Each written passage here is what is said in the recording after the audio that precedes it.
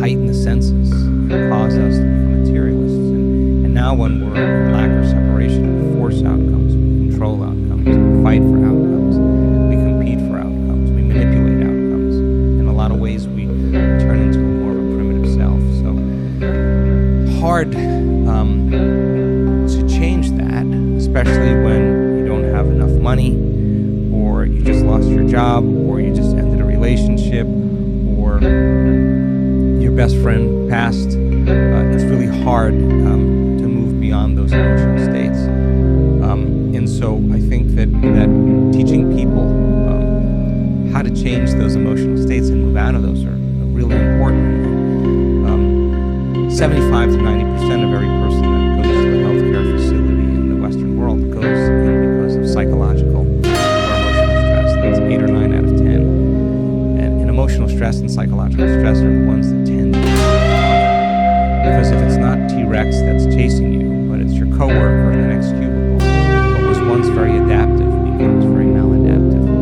And the rush of adrenal hormones become kind of addictive to people. And they use the problems, they use the conditions in their life to reaffirm their addiction to that emotion. They need their enemy to feel hatred. And if their enemy died, they'd still feel hatred, or they'd find another one. They need that relationship. They need to be able to do that job in order to. That's why it's hard to change. People become addicted to the life.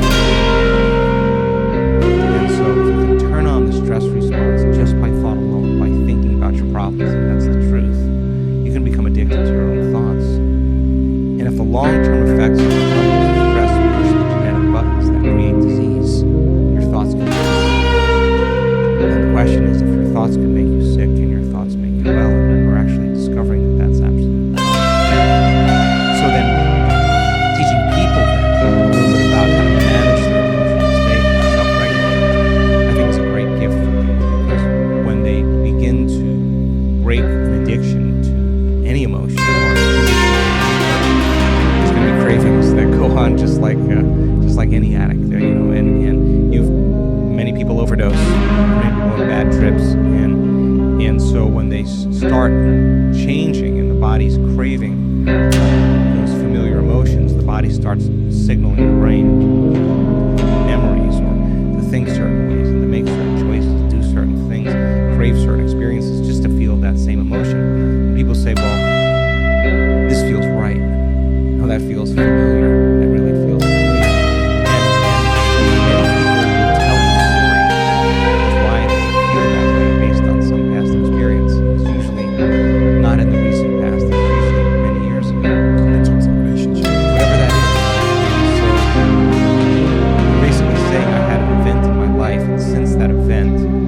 Living by the same emotion that I haven't been able to change. And that's where the story of psychology shows that 50% of that story isn't even the truth.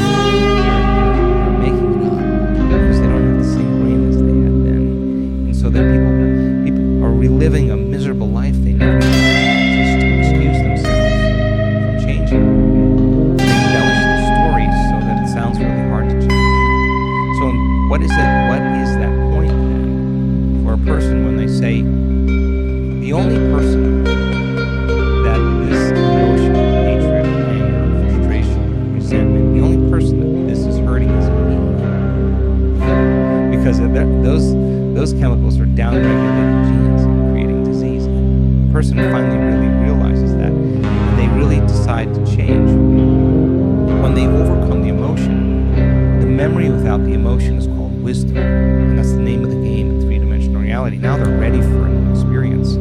It's not reliving the past. You don't need to talk about it. All you need to do is overcome the emotion. When you overcome the emotion, you're free from the past. You can see it from a greater level of consciousness. And that's when a person, so many times when they truly change, they'll say this. We've seen it over and over again. They reach that point where they finally break through, and some of them have had some really difficult pasts. They say, I would not want to change one thing in my past because it brought me to this moment. That's the moment the past no longer exists. And they can look at their betrayers and see what all had to happen for that moment. Now they're free. They they no longer belong to the past, they belong to the future. I've never heard the concept or idea of being addicted to a negative emotion. People talk to me about being addicted to dopamine and pleasure and, and all those things, and, like masturbation and sugar, but the thought of being addicted to a negative emotion is what you said to me earlier about the guilt. Well, think about this. What do people do when they feel an emotion? What do? They rely on something outside of them to make that emotion go away. So whether it's the masturbation or the pornography or the gambling or the shopping or the sugar or the whatever, it's all because they're trying to make that feeling go away. They're using something outside of them. So then there is some emotion that the person is regulating. That's why they're doing that. They're doing that, right? So change the emotional state, and it makes sense then the need to do it diminishes. Which is not. Doesn't seem to be very easy to do, change my emotional state. Well, again, I think if you understood what you were doing and why you were doing it, just like learning anything, if you understood a formula, I think it wouldn't be as hard as you think it is. I mean, because there is a way to change. And step one in that process of change is new information. Always. It's the forerunner to any experience. Without the information, we doubt that it's possible. And that, again, the information, science removes the doubt. I was reading some research recently about why people change their beliefs and why they don't change their beliefs. And some beliefs they're more susceptible to take on, some information they're susceptible to take on. One of the things I read about was when they believe the source. Another thing I read about was when it's good news. So in studies where they say to someone, you're more attractive according to the public than you believed, they're likely to shift rather than finding out they're less attractive. And also things like health. You're more healthy than you thought you were genetically, they're more likely to shift a belief. The nature of our beliefs and the nature of belief change. I was writing in my book about how looking in the mirror and telling yourself something, like some of the sort of modern day manifestation community believe, doesn't seem to work. Just looking in the mirror and telling yourself how you're beautiful and rich and successful and powerful doesn't seem to be an effective way to cause actual belief change. Do you agree or disagree with this idea that you